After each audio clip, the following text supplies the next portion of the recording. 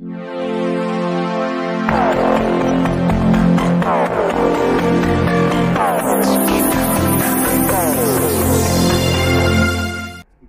जिल्ह्यातील थोडगा येथील शेतकऱ्याची आत्महत्या।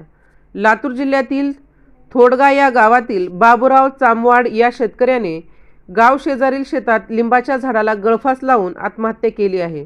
लातूर जिल्हा मध्यवर्ती सहकारी बँकेचे 90,000चे कर्ज आणि आता करावयाच्या पेरणीच्या खर्चाची चिंता असल्याने बच्चू कडू यांच्या आंदोलनामुळे बाबूराव चामवाड यांच्या कर्जमाफीच्या आशा पल्लवित झाल्या होत्या, असे गावकरी सांगत आहेत। 2 तारखेपर्यंतचा अल्टिमेटम देऊन आंदोलन थांबल्याने नैराश्य येऊन आत्महत्या केल्याचा अंदाज गावकरी व्यक्त करत आहेत। राजमंत्र न्यूजसाठी सुधाकर फुले, लातूर। होतं काय सांगा?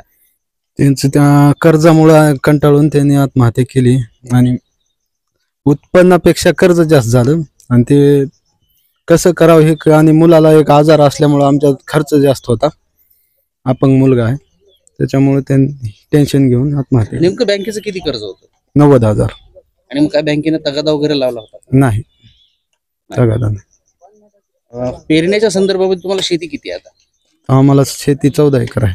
14 एकर आहे। बँकेचं 2-3 लाख रुपये कर्ज आणि त्यांच्या नातवंडाचे अपंग असल्यामुळं त्या नातवंडाचा दवाखान्याचा खर्च, हे एकंदरीत उत्पन्न 2 लाख आणि खर्च त्यांचा 5-6 लाख रुपये होत होता। त्यामुळे ते सतत नाराज असायचे आणि शेतकरी उत्कृष्ट शेतकरी असल्यामुळं, कष्टाळू शेतकरी असल्यामुळं ते बच्चूभाऊ कडूच्या आंदोलनाला प्रेरित होऊन हे 5-6 दिवस ते सतत टीव्ही पाशी बसायचे आणि बाहेर येऊन सांगायचे बच्चूभाऊ कडू आता बसलाय, कर्जमाफी होणारच, ते असा त्यांना विश्वास होता।